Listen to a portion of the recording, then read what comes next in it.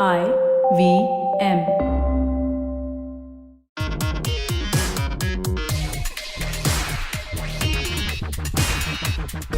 Welcome to yet another episode of Simblified, which is the best, greatest podcast in the observable universe. So there are a few in the non-observable universe which might be better, but in the observable universe, this is the best one. Welcome, and we are your faithful Simplified hosts. I'm Naren.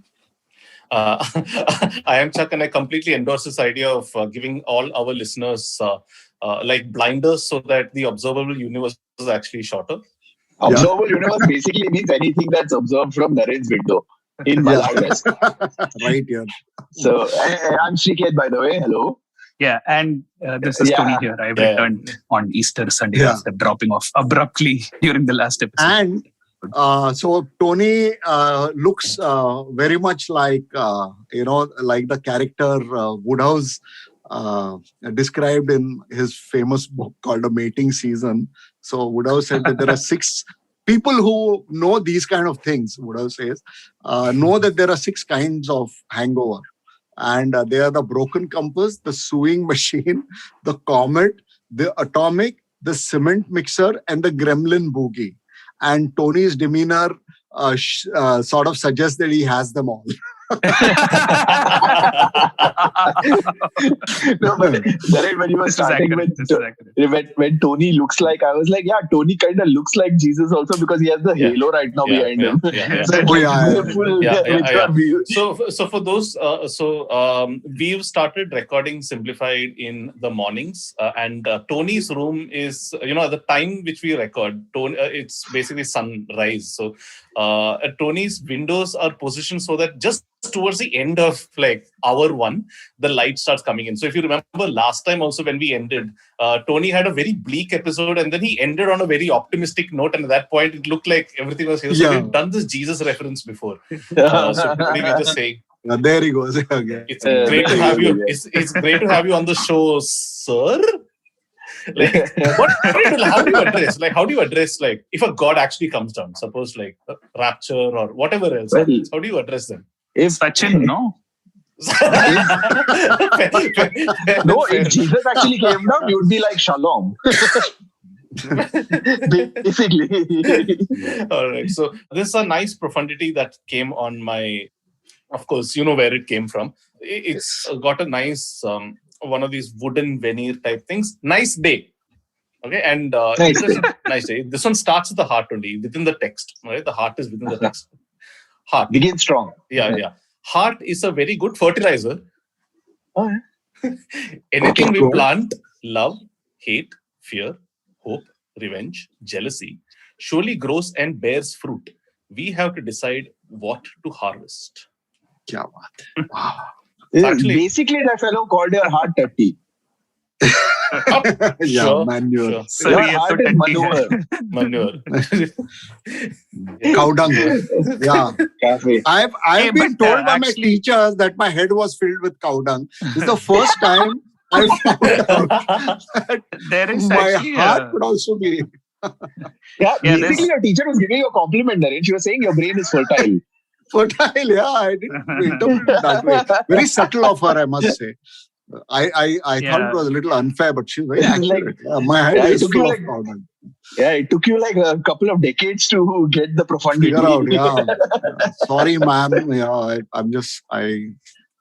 May you rest in peace, I guess. We took revenge on her by sort of throwing pieces of chalk at each other and generally making a noise. I thought you filled her purse with cow dung or something. No. The best revenge actually we've had was not me, but somebody in Manipal did that. And they had something a bone to pick with the principal. So they, something, the principal was like he was a nice person. I mean, he laid down rules and he expected people to follow them. And so somebody took offense in that. So they wanted to have revenge. And they had the most awesome revenge. So what they did was on a Friday evening, Saturday and Sunday, the principal's office was closed. So Friday evening, they go in and they carry a bag full of mackerels. And they sort of, one guy goes and talks to the principal. He wants some favor, something, wants a whatever exam postponed, evaluated, something. And the other guy quietly goes and puts this bag of mackerel somewhere inside the inner office. And the principal obviously tells them to get lost, and he very, what nonsense, I can't postpone exams for everyone who, and then both of them sort of meekly come out, and then the principal goes home, the office is locked, and on Monday morning when it's opened, like the guy who opened it just passed out, just fell down. Wow. Yeah. And I remember we had a day off because it was just crazy. The college building was just completely gone. I mean, it was like... This is one appropriate time where they should ask, is this fish market? Like,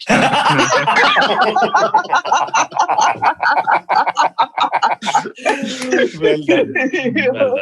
Beautiful. Well done. And here I was trying very hard to make a pun on anchovy. What are the chances you get? So anyway, I think we should put that profundity to by pasture, heart. And yes. No, okay, never mind. And we will now debut a new segment on Simplified, which none of my co-hosts know about, which is called Naren Gives Us Advice. Now, not a lot of... Best. Now, people love it. Now, people don't know, people who only listen to Simplified might not know this, but... let's just say he's significantly more experienced in life than chronologically disadvantaged. Yeah, chronologically disadvantaged. And while the three of us are sitting here complaining about like this little thing called COVID, Naren is like, bro, like have you like 1918 bubonic plague, plague, meteor crashing into the dinosaur. So all this like children like that. So Naren, in my early middle age during the Spanish flu. Yeah, correct. And this is important because as Srikeit, Tony, and self are getting more and more into middle age, and and body is catching up and all that. We thought, Naren, you would be a good person to guide us on all matters of navigating life and all. And we also heartily encourage our listeners to write into us, but if they can find an email ID to write into. So Naren, my question for you is: so I have a very bad back. Okay, like over here, I don't know what exactly happened. And I've always heard that you should exercise as much as you can when you're early, because it becomes difficult to build muscle later on. So, which makes me think then, should schools schools, colleges, and all tell kids stop studying and just build your body. You can always study later, So, do you think all curriculums, for example, should just be replaced with things that you can't do later in life? So, this is my conundrum. Yeah, that's such a great idea. Yeah. So things that you cannot do later in life is basically jump down 6 stairs, for example. I used to do that when I was a kid, and then when you say jump down 6 stairs, as in you're progressively jumping, not just from one the first step. Jump. I can jump from the first step. Yeah, I can jump from the second step now. I possibly can jump from the third step, but fourth step on, I cannot. And when I was a kid, I remember jumping from the sixth one. I used to do this. I used to try jumping the entire flight of stairs when I was mid-years. When we were in school, we all used to get step marks. Step marks. Exactly. Yeah, I used to do that. Now we only care about the final answer. Sorry. Yeah. So these are important life skills. Yeah, a lot of important life skills. And when you screw up the landing of a stair, you also get step marks on your body.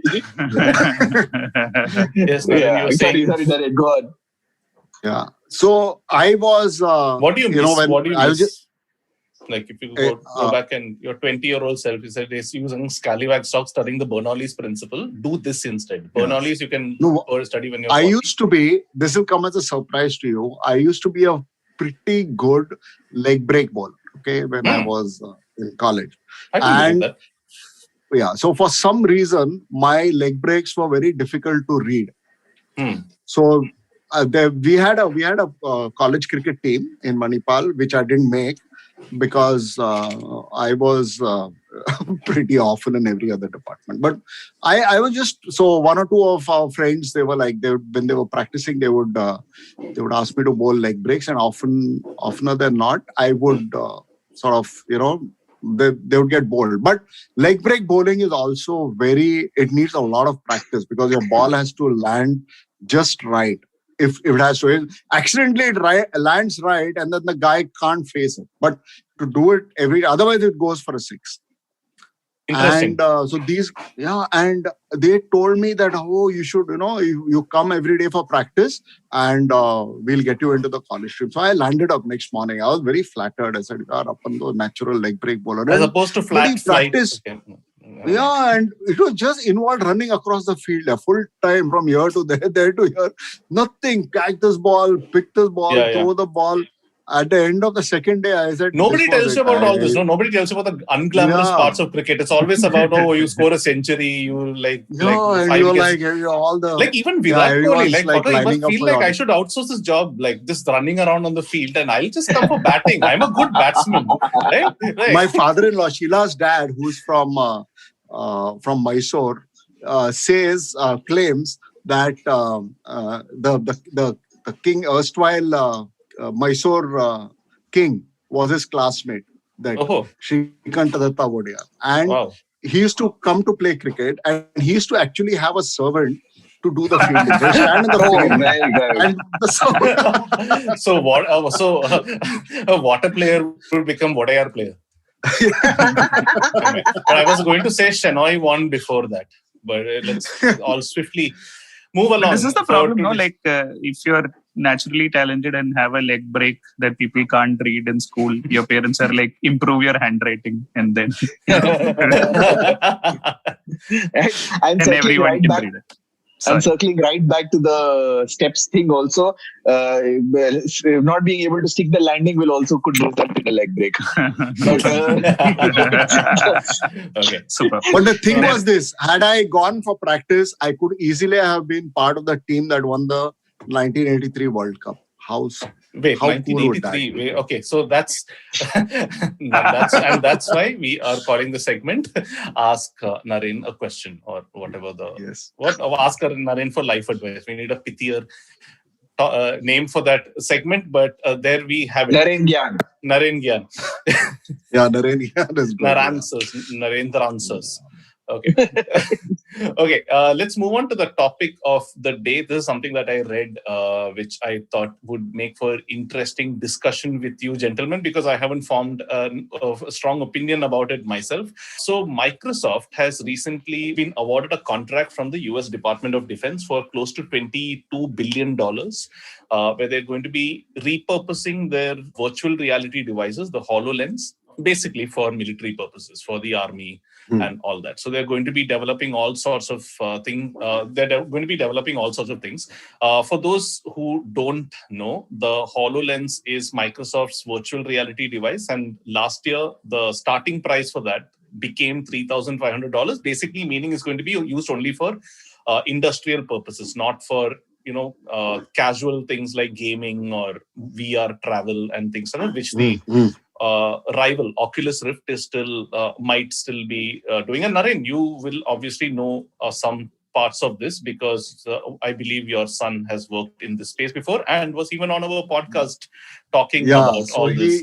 Yeah, he did an episode with us on virtual reality of all things. Yeah. So what I find interesting with so there are many things to unpack in this. One is it's a 10-year contract, so it's not like they're getting $22 billion. It's basically the maximum the contract can go till is $22 billion. But what I find particularly interesting about this is what all it's going to be used for. It's not just a virtual reality device for the heck of it, but it's going to have all sorts of advanced things like the footage from drones can be viewed by the soldiers for all sorts of practice and a whole bunch of other things, even heat sensing and all that. So it's going to be a pretty advanced sort of thing. And when I first read this, my immediate reaction, and because I consume a lot of this tech cynicism type of content from the US, big tech is doing this, and we spoke about that as well. My initial reaction was, oh no, this is not good. But then the more I started reading about this, and I thought, hey, this is not all that bad. This is not all that bad a thing, because a lot of consumer tech might end up coming out as a result of this. Indeed, a lot of great technology that we use today has had its origins in the US Department of Defense, NASA, government-funded programs, basically. And I have a whole list of that, which we'll go through. Like the internet itself which kind of makes me think, hey, ARPANET. Yeah. The internet itself, that's the biggest. The internet itself. Yeah. DARPANET, yeah. DARPANET. So, and a whole bunch of other things like GPS, even the sneaker soles have, the material that was used initially was used by the US, Gorilla Glass on your phones, a whole bunch of applications, including breakfast cereal or something, kids cereal or something. Closer to home, the calipers that APJ Abdul Kalam's, the space, the carbon calipers that they developed, which were lighter versions of the Jaipur foot. Yeah. Oh, wow. I did not know that. Yeah, so this is basically, they were developing very super light carbon material for the spacecrafts and stuff like that. And they discovered, and APJ Abdul Kalam actually saw that could have, and he saw a kid with a Jaipur foot, which is super heavy, a kid literally dragging it across. And then they kind of used the cross application and developed casts and like prosthetics, which were super light based on that carbon fiber. Yeah. So that's closer to home Indian example of military applications. So there's not so much to discuss about this itself because there's not so many details that have come out. But one thing I found very interesting, and Srikeit, this will interest us because we have spent the Trump years worrying about any invention that happens or anything that gets picked up by a government body from big tech. We are like, holy shit, what's going to happen as a result of this? And big tech has always flirted with the military in the sense there are lots of deals and stuff that happens, and it's always been punctuated with employee outrage, right? So there was this project that Google had a couple of years back called Project Maven, where they were using artificial intelligence to use drone footage to, I guess, identify the areas or people or whatever it is. And that was using Google's AI. And a lot of Google's employees protested against that, saying that we should not be in the business of war. It was obviously a polarizing issue because military is needed to some extent, but at the same time, look at who the commander-in-chief is, that sort of thing. And it was the same thing for a whole lot of other cases as well. Like Google did not pitch for this huge Pentagon project called Project Jedi, JEDI. I forget what the expansion of that was, but again, US military based. And because they said we don't want to, because of employee welfare, employee concerns, we're not pitching for this. And finally, Microsoft ended up winning that, although Amazon is disputing that in court as well. So basically, all big tech players are in on this game. What I found interesting is this news came out sometime last week, and nobody seems to care. Nobody has made a peep about this. Either it has not been picked up, or everybody's like, yeah, but the nuclear codes are in a sane guy's the employees have protested, so it's really okay. Have they? I haven't actually. I actually searched a lot for this, and my guess is maybe it started in this and this not come out yet. I would be very surprised actually if there is no protest over this. I don't know. I saw something that said we did not sign up to develop weapons and we demand a say in how our work is used and stuff like that. A letter was written, a strongly worded letter has been sent internally and stuff like that. Yeah, strongly worded letter has been sent. So that's the thing. I've been thinking about this. So like I said, my default reaction to these things were, holy shit, what's going to happen? But then I think back. Like I rewind back to 5 decades ago. And at that point of time, it must have been pretty futuristic and scary to think about connecting computers to each other.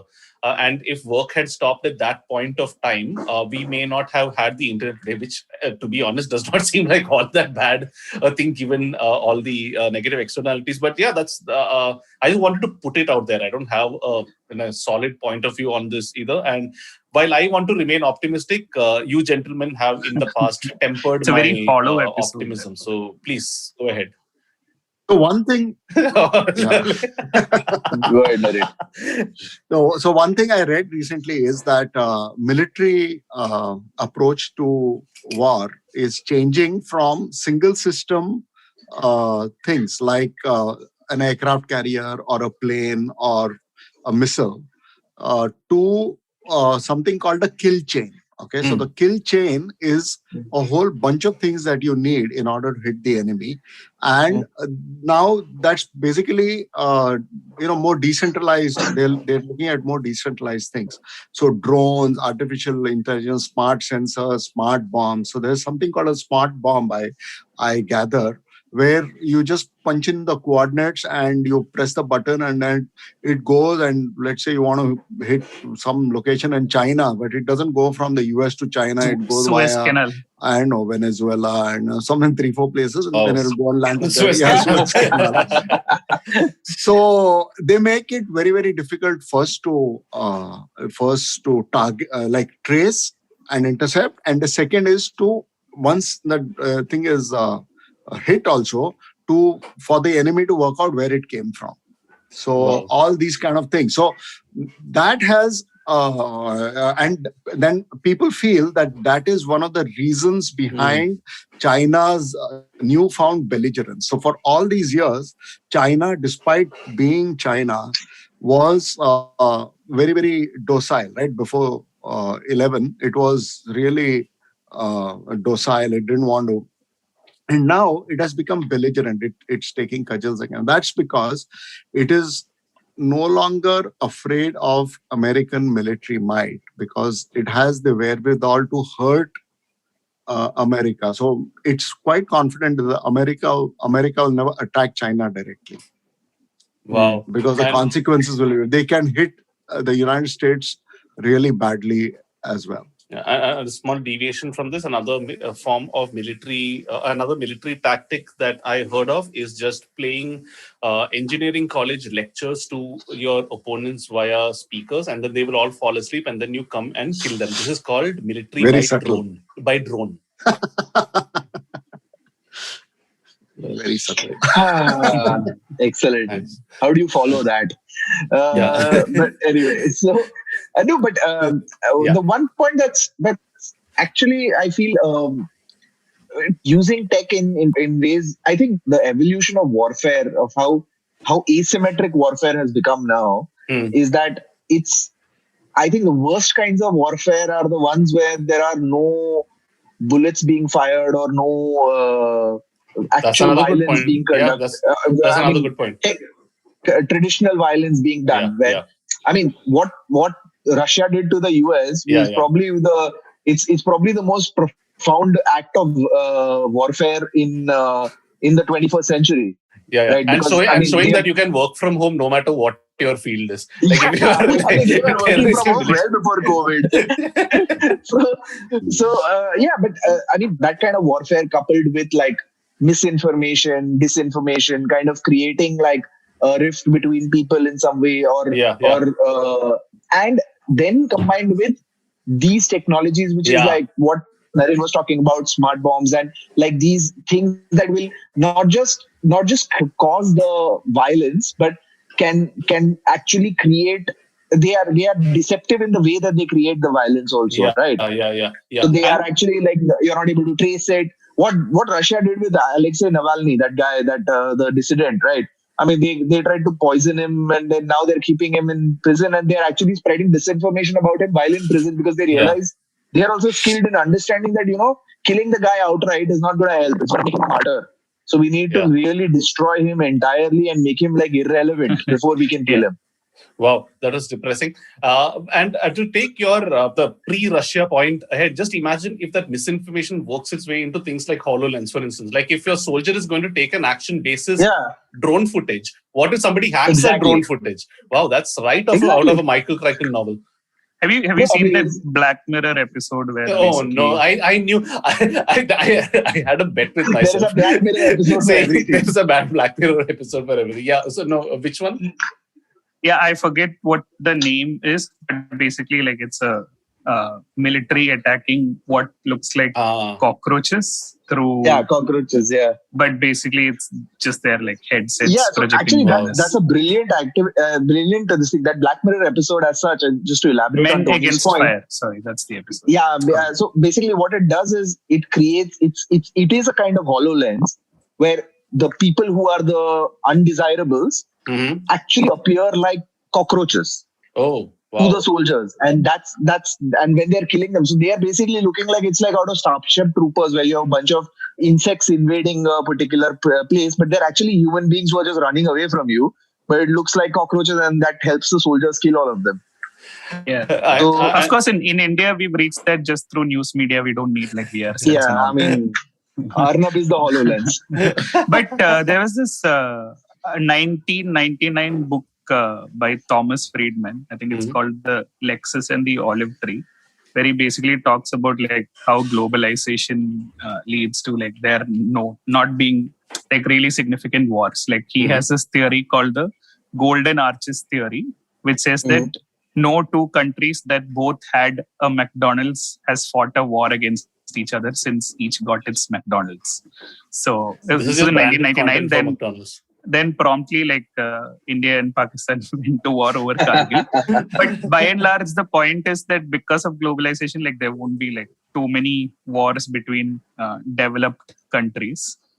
Therefore, like we won't read about atrocities committed by these capitalist countries because it'll be in smaller countries and you won't need to worry about it. So yeah. But like my own personal take, I mean, an outright peacenik. So it's just ridiculous that in 2021 we still need so much investment in defense and armies type stuff, right? To fight against fellow human beings. Yeah. So, even if it leads to like whatever invention like the internet might come up. But my guess is you think that there are other ways of reaching that. Yeah, but like there will be natural disasters, for instance, where military training and stuff is required, which is very essential, as opposed to like this vague construct of an enemy who lives on another side of the border is like does not have any place in the 21st century. Yeah, fair. And I was actually when you said that there were actually some employee protests against this, I was actually furiously searching for every possible keyword, which was like Microsoft employees protest, upset, right to Satya Nadella, everything. Everything is from the Trump era. Like HoloLens has been used for like I'm literally seeing over here. There's nothing I can see which is like nobody cares about what's happening right now. Not to take away from the overall point, and it should be debated. But it kind of seems like if there is like a commander-in-chief that has a shred of sanity, everybody is, or at least a lot of people are okay. That's again to the point of narratives, right? Yeah, It's not like Biden is not bombing. It's not. That's exactly it, right? Like, I mean, that's what Obama deported all the kids. I mean, Obama probably deported many more kids than Trump did. It's just that Obama has better liberal PR. So, I mean, that's where it's at, and I think that's what I was just having a conversation with another friend, and I made this statement which seemed very bleak, but the difference between Nazi Germany and present day democracy is that present day democracy is much better at disaggregating violence than Nazi Germany was, right? Like what present day democracy does is that the violence is disaggregated to kids sewing soccer balls with their teeth in Indonesian factories, right? That violence gets disaggregated on that level where it's part of that capitalist system where it can go away into that. So that's where now, if you look at even this particular thing, that drone strike happening in Syria where there is no human being involved or someone sitting with a joystick and hitting a push button is basically while the violence at the end is the same, the person is getting killed, there is no person who is going and sitting and putting them in a gas chamber and hitting the button and like doing that in an Auschwitz type setting. It's also about how you're able to kind of do it in such a clean, non-invasive way where all your, if you want to see whereas in Nazi Germany you had that concentration, the stark image of the concentration camp. Here you have a clean control panel which is just like looks like an as innocuous as any other control panel you would ever see as a power plant or something else. Yeah. So, I've been looking through some of the features of this thing that this new it feels like what Tony Stark uses really. Like you have an integrated map, you have like a compass. There are virtual training things that you can do. To be honest, it looks like Call of Duty. It does. It looks like yes. It looks And like Call of Duty, or whatever, PUBG or something else. Yeah. It's interesting you brought up esports because I was saw sometime last year that the US Army was actually on Twitch, the streaming platform where you watch each other playing video games, and they were actually on that to subtly try and recruit people for the US Army. And after this came to public, they stopped doing it. So. There is a long tradition of soldiers doing readiness training while playing stuff like Call of Duty, where they don't practice it's not a physical drill, but it's a tactical drill. Oh. So the tactical drills are often done on video games because they're able to manage, like say, for example, if they're storming a room, what is the tactical order of going about it, where one person does the signal calling, there's another person who's storming the room, how do you breach, what's the order, how do you do it? So all of that is actually, there's a long tradition of practicing all of these on video games. And like Microsoft's famous flight simulator itself is like thing that has practical I application. guess this is why like when I was looking through Simblified data, the maximum listenership was from Camp David. So this must be like endurance training for them. That's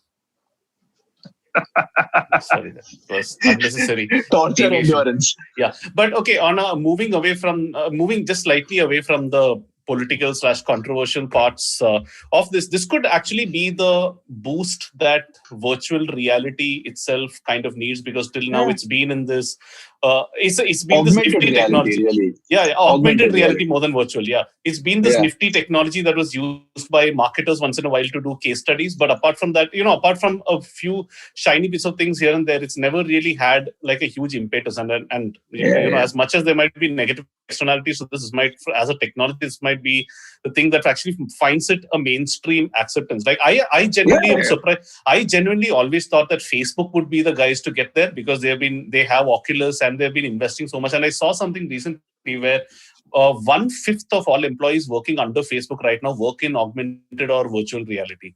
So I always thought they would be the guys to do it. Plus they have the network and the might, etc. I didn't expect to be honest, actually Google already does a fantastic job with augmented reality. In fact, the most used augmented reality tool in the world right now is Google Translate. So Google Translate, the camera function of Google Translate, which is actually something I personally used when I went to Japan. Right, when you go to Japan, that country is notoriously non-English compliant. Right, so every sign everywhere is in Japanese. But Google Translate was a lifesaver there. Like I literally could read signs which would say go right, go left on a street where nobody's there, and like they're giving directions of where to go, and you just flash Google Translate and it literally on the sign itself overlays it in English right there. And it's beautifully like seamless. And this has been around for 2-3 years. And in fact, now Google Lens, which is that build up on Google Translate. So I don't know if you use Google Lens, it's like it literally you can point it around stuff around the house and it will identify what you're pointing at, and also identify and be able to tell you like, oh, where do I, like you pointed a pair of shoes, it will tell you where you can buy it on which shopping site. So augmented reality has already gotten through quite a few, made quite a bit of progress in consumer usage. So I'm assuming from a military point of view, I mean, they must have definitely, I have no trouble understanding how that would be very, very accurate in military context. Yeah. But you never know what's and going even to come. They have facial recognition leaps ahead in facial recognition, the military, compared to what we see. So, it's, I don't know how it works, but basically anyone who's in and out of any place that is under surveillance will be known to the authority. Like they know instantly who's what. Like you see that in the movies, right? There'll be this guy who will be click, and he'll tell you that this guy is. All that technologies like Clearview to this. I read about Clearview recently, where somebody had committed some crime at some point of time, something I think had killed a minor or something like that, and there's no trace of this guy anywhere on the internet. And using Clearview technology, they found him sitting like in the audience of a fashion show in a completely different country about 5 years ago, looking completely different. From there, they tracked who he was and they found him, and then they arrested him. So. Fun times ahead, basically, is what we are saying.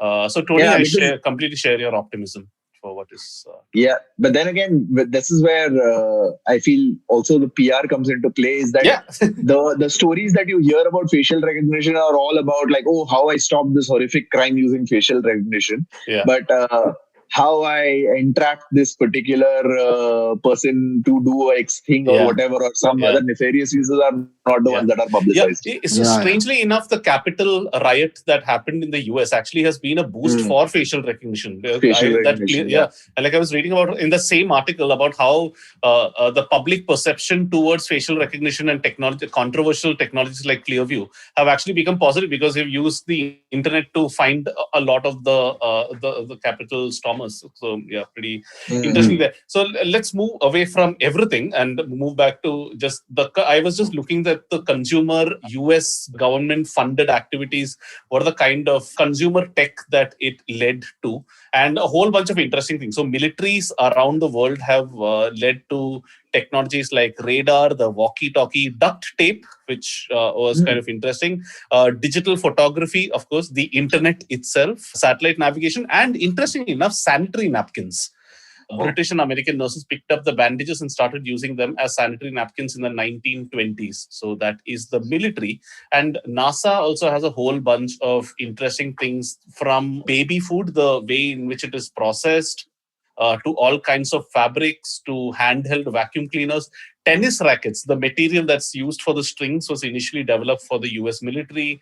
Memory foam, paints, and sunglasses, UV blocking sunglasses. So a lot of good can generally happen when the government funds things, but I suppose, is the military is when it starts becoming a little. Even the vaccine itself was, in a way, government funded, wasn't it? Yeah.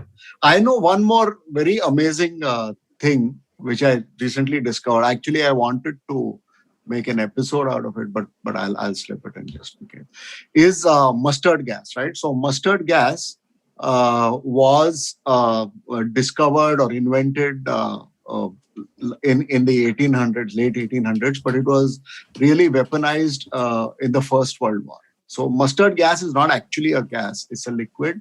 It is a it's a compound made out of sulfur, and it in its impure form, it has a smell reminiscent of mustard. That's why it's called mustard gas.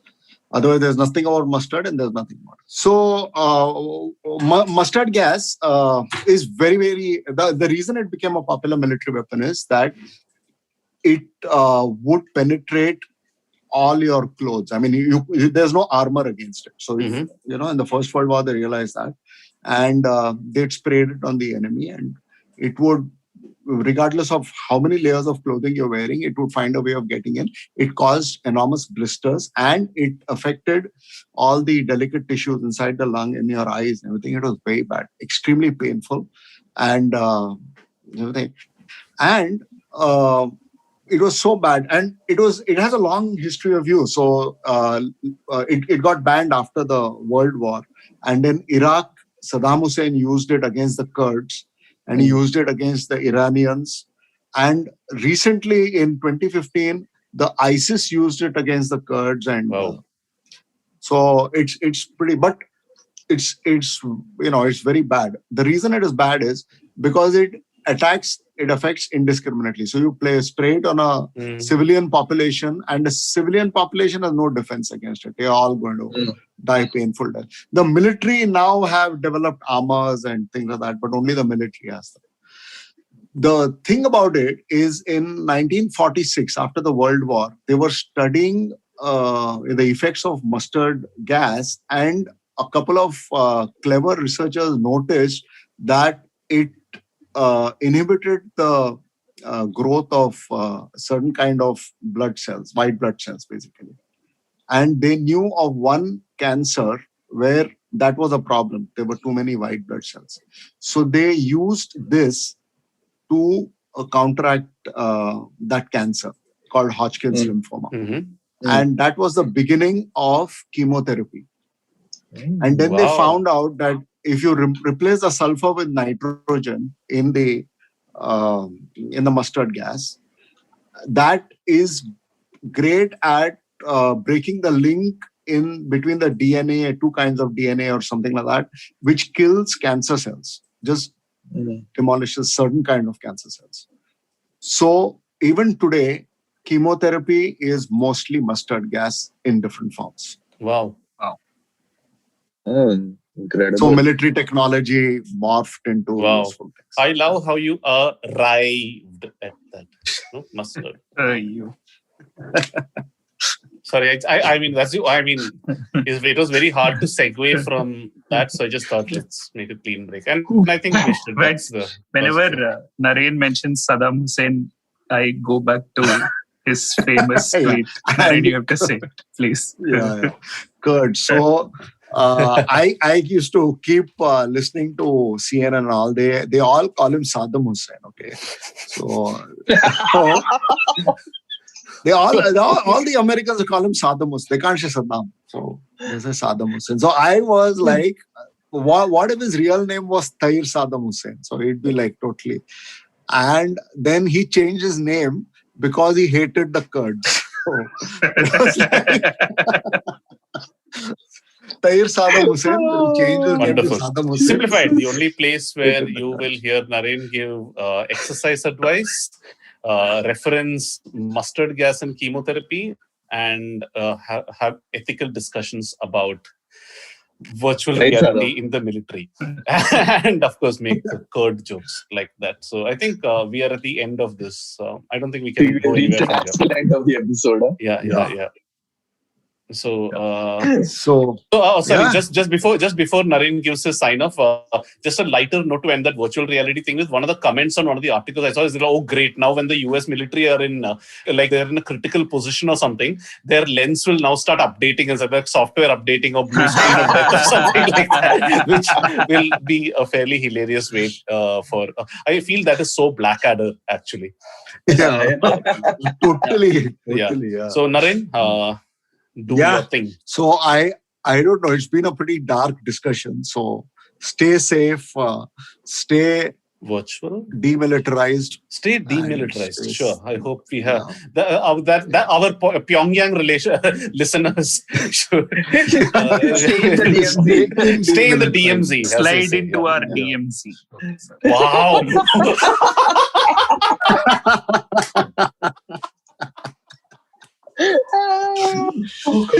Nice. So, and if you have something that you would like Naren to help you youngsters out with, please do write to one of us on our Twitters. All links are in the show notes. See you next week with another episode of Simplified. Simplified. Bye. Bye.